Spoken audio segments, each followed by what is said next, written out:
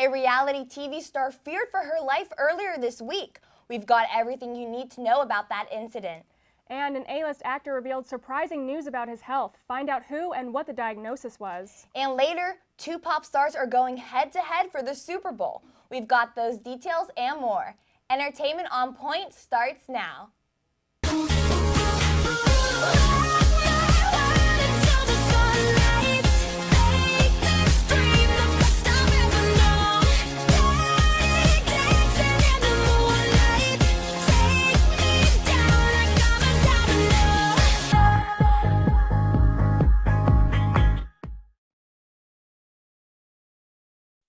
Hi everyone, welcome to Season 5 of Entertainment on Point. I'm Chloe Bendis. And I'm Aubrey Henkin. Things took a scary turn for Kim Kardashian during her visit to Paris this past week. The Keeping Up with the Kardashian star was reportedly held up at gunpoint by two armed, masked men dressed as police officers inside her Paris hotel room. E! News reported that she was gagged and bound at her hands and feet, then handcuffed with her mouth taped shut and forced into the bathtub. The reality star's rep says that she is badly shaken but physically unharmed, and luckily her two children weren't in the room while this was going on. So how does something like this happen? According to sources, 5 men threatened the hotel concierge with a weapon and forced him to open the Kardashians' private apartment. From there, 2 of the 5 men proceeded into Kim's room to steal her jewelry. Altogether, almost $10 million worth of jewelry was stolen, including a brand new ring that was worth almost $4.5 million. While all this was happening, her husband, Kanye West, was in the middle of a performance in Queens when he cut his set short due to a family emergency. Since then, West has also canceled 2 upcoming tour dates in order to be with his wife. Kim is currently in a private apartment in New York City where security is standing guard 24/7. The 35-year-old hasn't released a statement about what happened yet, and her reps think that it's going to take a while for her to get over the traumatic event. In other news, Demi Lovato announced that she's taking a break from music. Lovato says in 2017 she's stepping back from the spotlight and claims she's not made for this business and the media. Her break was announced a couple hours after the release of an interview in which she dissed Taylor Swift and her squad. While chatting with Glamour magazine about the Bad Blood music video, Lovato said she doesn't think writing a song about dissing Katy Perry is considered woman empowerment. Lovato also criticized the video, saying it's promoting the wrong impression to fans of what the perfect body should look like. Lovato said, quote, "This will probably get me in trouble, but I don't see anybody in any sort of squad that has a normal body. It's kind of a false image of what people should look like," end quote. The former Disney Channel star tried to defend her comments on Twitter, stating that even though words can be taken out of context often, she's not apologizing. Sorry, Tay, looks like Demi is sticking to her opinion. Were you surprised by this? I actually thought Demi and Taylor were friends. I thought so too. I was pretty shocked. I mean, I feel like so many people hate on Taylor Swift. That is very true. I don't know why, but... I don't either. But also, I'm not surprised about her taking a break. I feel like she takes breaks every few years. Demi? Yeah. I do too. I wasn't shocked about that. No. Yeah. All right, well, switching gears now. Ben Stiller recently revealed that he was diagnosed with an immediately aggressive prostate cancer 2 years ago. The 50-year-old actor shared his story on SiriusXM's The Howard Stern Show on Tuesday with the help of his surgeon, Edward Schaefer. This is the first time that Stiller has publicly announced his diagnosis, saying, quote, "It came out of the blue for me, so I was really scared. It just stops everything in your life when you get a diagnosis of cancer because you don't know what's going to happen," unquote. Later, the actor had to have surgery to remove his prostate and is now in remission. Stiller commented that he has no family history of the disease and that he wasn't in the high-risk group, which is partially why he decided to go public now. Stiller also says that the only reason his doctor was able to detect the disease so early was by conducting a prostate-specific antigen test during a yearly physical. This test measures the amount of PSA in a patient's blood, which is produced by cancerous tissue in the prostate. The Zoolander actor believes that the PSA test is what saved his life and is encouraging others to consider being tested as well. Prostate cancer is the second most deadly cancer in men, but it's also one of the most survived cancers if it's detected early. Other celebrities that have had prostate cancer include Robert De Niro, John Kerry, and Sir Ian McKellen. The celebrity feud between Julianne Hough and Amber Rose ended on a peaceful note. During week 3 of Dancing with the Stars, Amber felt that she was being body shamed by Hough, as she was heard saying she was uncomfortable after Amber's performance. Amber thought Huff was criticizing her curves. However, Huff says that she just was talking about the dancing. During Monday's episode of Dancing with the Stars, the issue was addressed. Amber said, quote, "I felt you weren't talking about my dance, but if I misunderstood, I apologize. I don't like to argue or bicker. I just want complete positive energy," end quote. Julianne responded saying she loves the fact that dance is a universal platform for anyone to express themselves no matter what age, body shape, or sexual orientation. Huff continued saying, quote, "And for me, I am a huge supporter of that and that alone. As a judge on this show, I am here solely to judge you and everyone else in this competition for only the dancing. So I want you to know that," end quote. After the show, Amber let her Twitter followers know that everything is now okay between her and Huff and no hard feelings. From one TV classic to another, here's Casey Houlihan with your daily dose of nostalgia. Casey? Thanks, guys. This week, we're throwing it back to the year 1986, when on this day, the game show Double Dare premiered on Nickelodeon. Even though I wasn't alive to watch it run in real time, I loved watching Double Dare reruns all summer growing up. The unique game show featured two teams, usually two families, doling it out with trivia and physical challenges that involved a lot of that famous green slime. An example of one of my favorite challenges is the pie in the pants, where one contestant catapulted pies from across the stage and attempted to land them in their teammates' oversized clown pants. What can I say? They don't make TV like they used to. And in case you missed it, this past July, Nickelodeon revived Double Dare with the original host, Mark Summers. Unfortunately, the revival was only part of a week-long special on Nickelodeon's sub-channel, The Splat, featuring memorable moments and episodes from the original series. Double Dare ran for an impressive 500 episodes from 1986 to 1993 with Summers, and was revived as Double Dare 2000 for 2 seasons in, you guessed it, the year 2000. To keep up with the recent trend of reboots in movies and television, I think it's time Nick revived Double Dare for real. Nickelodeon producers, I double dare you. That's all I have for this week's segment. I'm Casey Houlihan. Coming up after the break, we have all the details about TV's newest shows everyone can't stop talking about. That's next on Entertainment on Point. Welcome back to Entertainment on Point. I'm Emily Miller. Tonight in TV news, I'll start by discussing one of TV's newest hits, This Is Us. The NBC show, picking up where the recently canceled Parenthood left off, has a heartfelt plot that includes intergenerational families all dealing with different everyday difficulties. Each character faces complex hardships in their own lives, but each character is tied together in some way.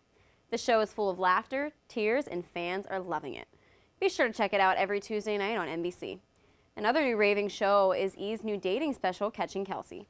The Kansas City Chiefs tight end Travis Kelce is on a quest to find his one true love, and lucky for him, he gets to choose from many lovely ladies. 50 women, one from each state, will all be joining together to win Kelce's heart. Get ready for some happy tears, some sad tears, and a whole lot of drama. Moving on to the Netflix world, a new series premiering this January has everyone excited. The series of unfortunate events is based on the best-selling book series with the same name. In the teaser trailer, the author Lemony Snicket, played by Patrick Warburton, looks directly into the camera and warns the viewers not to watch to spare themselves from the whimsical cruelty of what is to come. Sounds a little creepy, but definitely worth the watch. And speaking of creepy, American Horror Story Hotel is now available on Netflix for anyone who needs to catch up. As for future seasons, creator and producer Ryan Murphy came out stating that there will be a 7th season. No plot has been set in stone yet, but rumors have surfaced that he has always wanted to do 2 seasons in 1 year. So I guess we will just have to anxiously wait for that to be confirmed. Now let's see what happened in the box office this week with Mike Turk. Mike? Thank you, Emily. Walt Disney Pictures released a teaser trailer this past week for the 5th installment in the Pirates of the Caribbean franchise, Dead Men Tell No Tales. The teaser did not show any footage of the beloved Jack Sparrow. No, excuse me, Captain Jack Sparrow, played by Johnny Depp.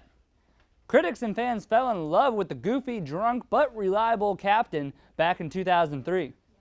We did get a sneak peek at the new antagonist, Captain Zalazar, played by Javier Bardem. We will also see some familiar faces return to the franchise. Jeffrey Rush as Captain Barbossa, and Orlando Bloom, yes ladies, you heard me right, Orlando Bloom will return as Will Turner. Back in 2003, when Curse of the Black Pearl was released, Johnny Depp made $10 million for his role as Captain Jack Sparrow. As the high demand for these movies rose over the years, so did Depp's salary. Depp's pay for the 5th film has not been released to the public, but back in 2011, when he filmed On Stranger Tides, he made $55.5 million, so you have to imagine that his paycheck will be even bigger for the fifth film. Release date for the film is the 26th of May, 2017. Opening in theaters this week, you had The Birth of a Nation, with Nate Parker starring and directing in the film about a literate slave and preachers in the South who orchestrate an uprising. Also coming to theaters this week is the mystery thriller The Girl on the Train, which stars Emily Blunt. The film is based on the novel by Paula Hawkins. It's about a divorced woman who becomes entangled in a missing persons investigation that promises to send shockwaves through her life. No ratings of the film have been posted on IMDb, but the film will hit the big screen this Friday. That's all I have for movies. For EOP, I'm Mike Turk. Now let's hear what's topping the charts this week with Caitlin McCurdy. Caitlin. Thanks, Mike. One Direction fans everywhere must be going crazy because member Niall Horan released a solo song last week called This Town, and it is iTunes' #1 song at the moment. Not only did the song come out on Thursday, but a video was released for the beautifully written acoustic song as well. This is Horan's first solo song, but he says we should be looking forward to more new songs in the upcoming months. And already at '2 on the iTunes charts, The Weeknd's second single off of his upcoming album, Starboy, was released on Friday. The song is called False Alarm and released was just a week after announcing that a new album will be out in November. Unlike the first single he released, which is titled Starboy, False Alarm is very all over the place with its frantic synths and frantic drumming. Complex.com says, fans everywhere are patiently waiting for more song releases to see how different each single will sound. And fans went crazy over the Chainsmokers' song about getting closer in the backseat of a Rover. Well, just weeks after the release of that song called Closer, the pop EDM band put out another single which is already at #3 on iTunes charts. The song is called All We Know and it features Phoebe Ryan. With all these singles coming from them, maybe we can be looking forward to a new album coming out soon? I guess we'll just have to find out. That's all I have for more music news. I'm Caitlin McCurdy. Now let's throw it over to Tanasia Law to see what musical acts are coming to Pittsburgh. Tanasia? Thanks, Caitlin. As we move into the end of October, that means Halloween is approaching. An event that you can check out at Stage AE is 96.1 Kiss Halloween Party featuring Flo Rida. Opening artists include JoJo and Jordan Fisher. Be sure to get your tickets for October 28th. Doors open at 7 p.m. And have you ever been scrolling through your TV guide trying to find something to watch but nothing is on? Well, next time that happens, you've got to turn to True TV and watch Impractical Jokers. If you haven't seen the show, let me just tell you that it's a hidden camera show featuring 4 lifelong friends challenging each other to engage in embarrassing situations.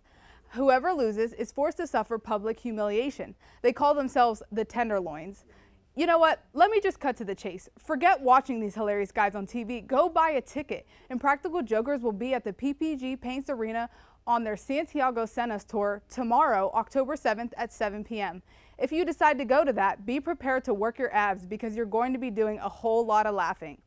So now that you've had a good ab workout from a night of laughter, you're probably wondering why you don't see any results. No worries, there's no flex zone over at Stage AE. Ray Schrimmer will be performing there Monday, October 24th.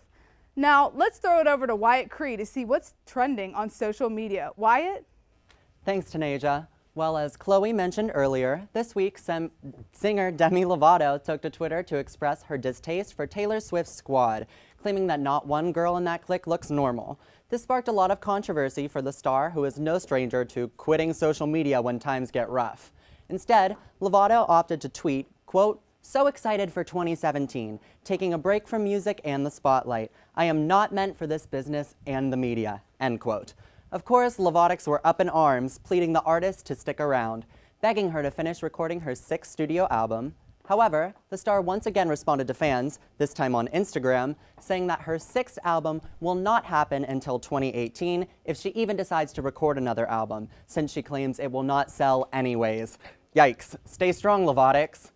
Instagram went wild as Rihanna, better known as Bad Gal Riri on the site, posted a photo of her new dreadlocks, which go down to her knees. She mysteriously captioned the photo Buffalo Soldier and received over 1.3 million likes in 24 hours, making it one of her most liked posts. I mean, hey, it's Rihanna. We'll like anything she posts.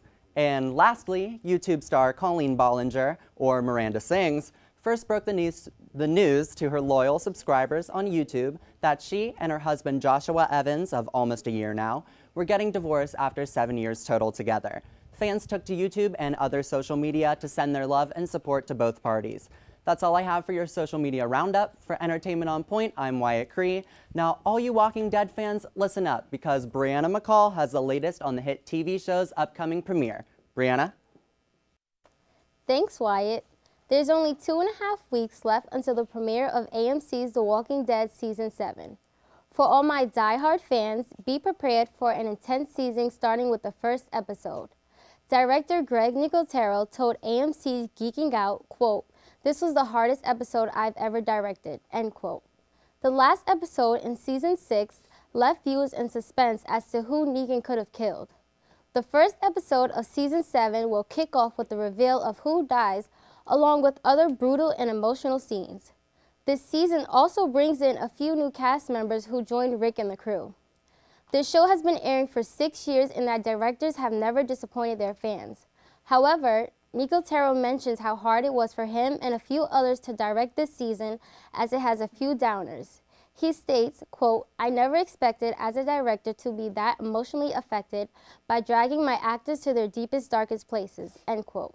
So if you're entertained by this show as much as I am, I suggest you grab some tissues for the season premiere because it will be quite rough. And for those of you who haven't watched it yet, you can catch up on Netflix, which has all 6 of the previous seasons. Don't forget to catch the premiere of Season 7 on Sunday, October 23rd at 9 p.m. on AMC. For Entertainment on Point, I'm Brianna McCall. Now let's throw it over to Tashea Thompson for all the latest in fall fashion trends. Tashea? Thanks, Brianna. It's finally my favorite fashion season, and I will be telling you all about this year's fall trending clothes and styles. The top trending styles are oversized sweaters, blue jean jackets, denim clothing, bomber jackets, and fur leather jackets, and every female's favorite bottom, leggings. I think leggings will personally never go out of style. It's your everyday fit, especially if you're running late for class. Ladies, you can just throw on a pair of leggings, boots, scarf, and sweater. Your favorite comfy, everyday look. But stay tuned next week because all your favorite looks will be modeled, and I will be telling you what to wear and what not to wear this fall season. I'm Tashea Thompson. Stay tuned because the Roundtable Discuss is coming up. Next on EOP. Welcome back to Entertainment on Point. We're here at the Roundtable with Danny's and Wyatt. Hi guys, how are you? Hello. Thanks for having us. Of course. Okay, so the first thing we have to talk about is Kim Kardashian being robbed. Like, I was shocked when I heard the story. The thing is that I myself don't believe that. I don't understand why people get jumped just because I'm pretty sure that it was, hey, she has money, she's famous, people know her. It happens every day with even regular people, but I do think that the circumstances of that she got robbed for that large amount of money, that was a very big part of it. I don't really understand some of the hate that she seemed to get about it. She's getting a lot of hate about it. I don't think that's warranted at all. Right. If that happened to any other person, they would freak out, I think. I totally agree. I think it's just because it is Kim Kardashian that people are really like slamming her for Yes, it. exactly. Well, I mean, when you're famous, everybody has an opinion about you, That so is it's like, Very true.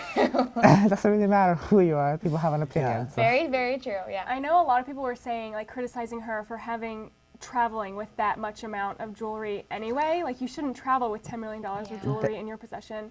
But But then again, it's Kim She's at Paris Fashion Week. That is Like, what do you true. want her to show up in? Like, But of course she's gonna look her best, honestly. I mean, but still, it's like $13 million. I mean, hey, maybe when you get to like 6 digits, you might want to stop. yeah, I just think it's scary because of like the gun, and they actually like taped her and like taped her mouth shut. Like, it's Exactly. scary. That's very scary, I can't imagine that.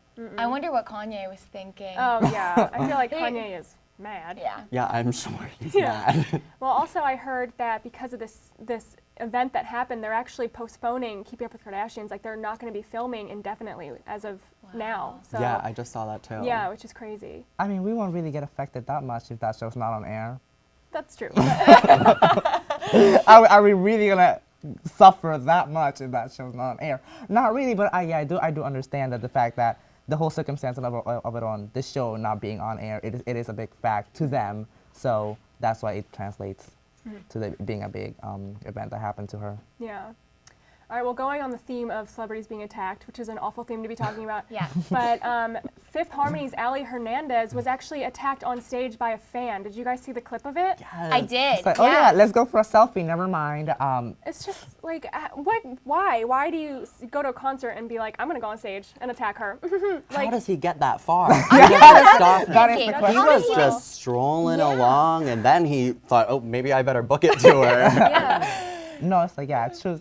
Yeah, what are the guards doing? Don't they get paid for a reason? It's like, hey, if they're around you, shouldn't someone not get that close to you? It's like, Yeah. Yeah, that's what Ali- I was thinking. How did he even get on on stage? And Ali was also just attacked in an airport as well before that exact show.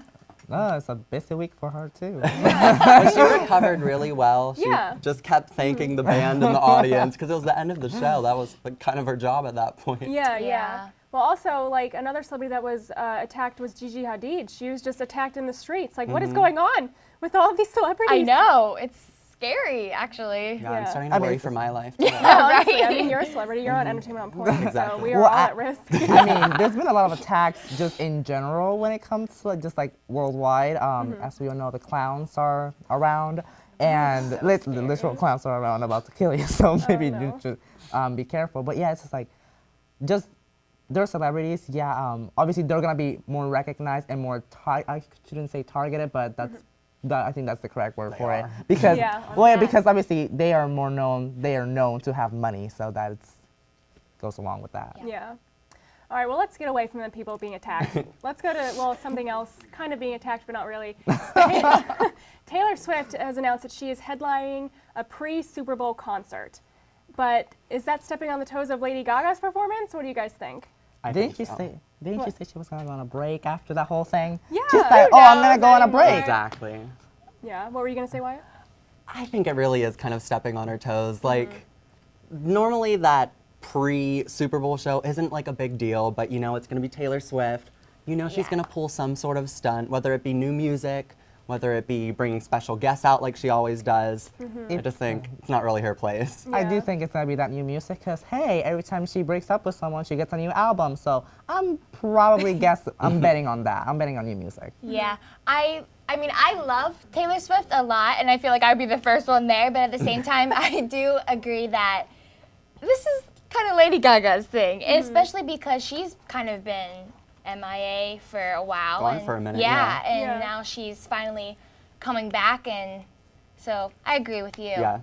Yeah, I think that you're right. She's probably gonna release new music because why else would you not release songs, not really be performing, and then all of a sudden want to perform at the Super Bowl when Lady Gaga is already performing? She has enough material, so. That is true. I mean, with her recent breakups, I'm excited to hear the songs. But all right, well, thank you guys so much for joining us, thank you to the audience for tuning in to Entertainment on Point. Tune in next week for even more of your Hollywood gossip and pop culture news, only on EOP.